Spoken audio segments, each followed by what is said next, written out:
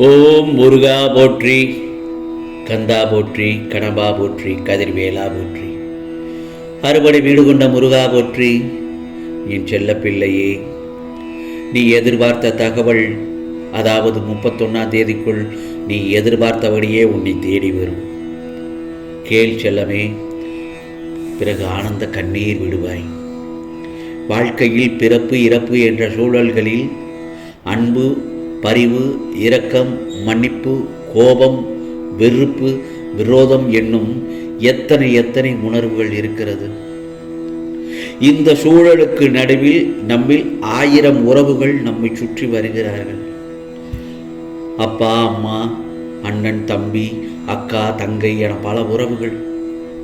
அவர்கள் உன்னுடைய ஒவ்வொரு ஜென்மத்திலும் ஒவ்வொரு ரூபங்களாக, ஆன்மாக்களாக வருகின்றார்கள். ஆகவே பிறப்பிலும் இறப்பிலும் உன்னுடன் யாரும் வரப்போவதில்லை. அதே போலவத்தான் மற்றவர்களுக்கும் என்பதும் உலக நியதி. அப்படி இருக்கும்போது வாழ்நாளில் ஏன் ஒருவர் மீது அன்பு வருகின்றது, ஏன் ஒரு சிலர் மீது கோபம் வருகின்றது என்பது தானே உன் கேள்வி. நீ ஒரு கருங்கல் நிறைந்த வழியில் நடக்கின்றாய். அப்படி நீ போகும்போது கால்களில் அடிபட்டு விடுகின்றது. ஒரு கல்லினால் உனக்கு அடிபட்டதால் அது வலிக்கின்றது. அந்த கல்லை யார் காலிலும் படாதவாறு ஓரத்தில் போட்டு பின் அந்த வழியில் நடக்கின்றாய். இது வாழ்க்கை பற்றிய ஒரு புரிதல். நீ பெற்ற வழியை மற்றவர்கள் அனுபவிக்க கூடாது என்று அந்த காரியத்தை நீ செய்தாய். நான் சொல்வதை சற்று கவனமாக கேள். அதேபோல்தான் நீ போகும் பாதையில் முட்கள் இருக்கிறது. அதை கவனித்துக் கொள்கிறாய். அதனால் அது உன்னை காயப்படுத்தவில்லை. இருந்தாலும் அங்கே மற்றவர்கள் செல்லலாம். அவர்களை அந்த முள் குத்தி காயப்படுத்திடக்கூடாது என்று அதை ஒரு ஓரமாக எடுத்து போடுகின்றாய். இவற்றின் மூலம்தான் வாழ்க்கையின் உண்மையான அர்த்தத்தை எந்த அளவிற்கு புரிந்து கொண்டுள்ளாய் என்று தெரியும். வலித்தால் அது உணர்ந்து மற்றவர்களுக்கு அது வரக்கூடாது என்று கண்ணில் பட்டதை மற்றவர்களை காயப்படுத்தும் என்று உணர்ந்து அதை மேற்கொண்டாய்தானே. அவர்கள் மனதால் அன்பை நேசிக்க கூடியவர்களாக இருப்பார்கள். ஆனால் காலில் காயப்படுத்தியதால் தன் வழியில் மட்டும் கவனித்து செல்வார்கள். அவர்களுக்கு வாழ்க்கையில் அன்பு இல்லாமல் அல்ல, அவர்களுக்கு அவர்களின் வழியை தாங்க முடியவில்லை. அதனால்தான் இது தவறல்ல. ஆனால் முட்களை பார்த்து அந்த இடத்திலிருந்து கடந்து செல்லும் அந்த உள்ளத்திற்குத்தான் அன்பை பற்றியும் வாழ்க்கையை பற்றியும் புரிதல் வேண்டும். இவைகளை நான் உனக்கு கூறுவதற்கு காரணம் என்னவென்றால், கடவுள் படைத்த அனைத்திற்குமே ஒவ்வொரு காரணம் உண்டு.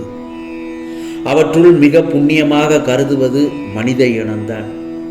ஆகவே ஓர் உயிரின் பிறப்பும் இறப்பும் மனிதர்கள் கையில் இல்லை. அதை மட்டும் தெரிந்து கொள். ஆம் செல்லமே, உன் வாழ்க்கையிலோ நீ இன்பங்களையும் துன்பங்களையும் அதிகமாக சந்திக்கின்றாய். நீ புத்திசாலி என்று நான் நினைக்கின்றேன். ஆனால் நீ இவ்வளவு கோழையாக இருக்கிறாயே. எவ்வளவுதான் உனக்கு கவலைகள், கோபங்கள் இருந்தாலும் அதை நீ அன்னத்தில் காட்டக்கூடாது.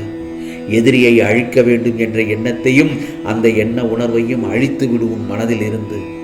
பிறகு பார், உனது வாழ்க்கை ஆனந்தமாகும்.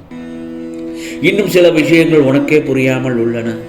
நீ வளபோல நினைத்திருக்கும் பிரச்சனைகள் எல்லாம் நான் ஏற்கனவே தீர்த்து விட்டேன். எத்தனை முறை நான் சொன்னாலும் நீ அந்த பயத்திலேயே இருப்பதால் இந்த பிரச்சனை தீர வேண்டும் என்று என்னிடம் வேண்டிக் கொண்டே இருக்கிறாய். பிரச்சனை என்று வந்துவிட்டாலே ஒரேடியாக பயந்து விடுகின்றாய். ஏன்? அதை நீ இப்போதை விட்டுவிடு என் செல்லவே. இனி வரப்போவதெல்லாம் வசந்த காலம்தான். வாழ்க்கையில் எதையெல்லாம் நிரந்தரம் என்று நினைத்து கொண்டிருந்தாயோ அவையெல்லாம் நிதர்சனம் இல்லாத பொய்கள் என நீ புரிந்து கொள்ளவேதான் உனக்கான சோதனைகள் தரப்பட்டன. ஆனால் நீயோ வெகுளியாக இருக்கிறாய். உன்னை சுற்றி இருப்பவர்கள் யார் நல்லவர்கள் யார் கெட்டவர்கள் என நீ அறிந்து கொள்ளவே அதற்கான சோதனை கட்டத்தை உருவாக்கினேன். அவர்களால் நீ பொறுமையையும் நம்பிக்கையும் இழந்து உள்ளாய், அவமானமும் பட்டுள்ளாய். அந்த கெட்ட காலங்களை நீ நினைத்து பார்க்க வேண்டாம். ஏனென்றால் காலங்கள் மாறிவிட்டன. இனி நன்றாக வாழு. இனி வருவனை எல்லாம் தென்றல் வீசும் காலம்தான். என் வலது கையை கொடுத்து உன்னை தூக்கி நிறுத்தி உள்ளேன். நான் உன்னை தாங்கிக் கொண்டிருக்கிறேன் என்பதை உணர்த்துவதற்காகத்தான். என் செல்லமே, பல முறை உன் கோரிக்கைகளை நிறைவேற்றி தந்துள்ளேன். இக்கட்டான நேரங்களில் எல்லாம் உன் கூடவே இருந்து உன்னை காப்பாற்றினேன். அதேபோல் கூப்பிட்ட நேரத்தில் எல்லாம் பதில் குரல் கொடுத்தேன். இவையெல்லாம் நான் எதற்காக செய்தேன்? நீ எப்போதும் ஆனந்தமாக இருக்க வேண்டும் என்பதற்காகத்தானே செய்தேன். ஆனந்தம் மனம் மகிழ்ச்சியாக இருக்கும் போதல்லவா வருகிறது. மன மகிழ்ச்சி எப்போது வருகிறது? உன் கோரிக்கைகள் அனைத்தும் நிறைவேறிய பிறகுதானே வருகிறது. நீயோ நான் நடத்தி முடித்துவிட்ட பிரச்சனைகளை இன்னும் முடிக்கவில்லை என தவறுதலாக புரிந்து கொண்டு இன்னும் துக்கத்திலேயே இருக்கிறாய். என் செல்லப்பிள்ளையே, முதலில் அதை நீ தூக்கி எறி. உன் மனதில் இருந்து எரிந்துவிடு. அப்போது நீ கலக்கம் அடைய மாட்டாய். மனிதனாக பிறந்தால் எல்லாவற்றையும் அனுபவித்து தான் ஆக வேண்டி இருக்கிறது. என் செல்லப்பிள்ளையே, நீ ஆனந்தமாக இருக்கும்போதுதான் உனக்குள் தைரியம் பிறக்கும், தன்னம்பிக்கையும் பிறக்கும், எதையும் சாதிக்கலாம் என்ற உற்சாகமும் பிறக்கும். அப்பொழுதுதான் உன் வேண்டுதல்கள் எல்லாம் பலிக்கும். ஆகவே உனக்கு எல்லா சூழ்நிலைகளிலும் இந்த முருகப்பெருமான் உன் கூடவே தான் நான் இருக்கிறேன். இந்த மாதிரியான சூழ்நிலை கூடிய விரைவில் மாறிவிடும். கவலைப்படாதே. உன்னை தேடி முத்தான 3 செய்திகள் முத்தாய்ப்பாக உன் செவியில் கேட்கும். அப்பொழுது மனம் குளிர்ந்து என்னிடம் நன்றி சொல்ல ஓடோடி வருவாய். நீ எதிர்பார்த்த தகவல் நீ எதிர்பார்த்தபடியே நிச்சயமாக உன்னை தேடி வரும். அதில் துளி அளவு கூட சந்தேகம் இல்லை. ஆகவே உன்னை எப்பொழுதும் இனி உன்னுடைய வாழ்க்கையில் இந்த முருகப்பெருமான் உன்னை வெற்றி பெற வைப்பேன்.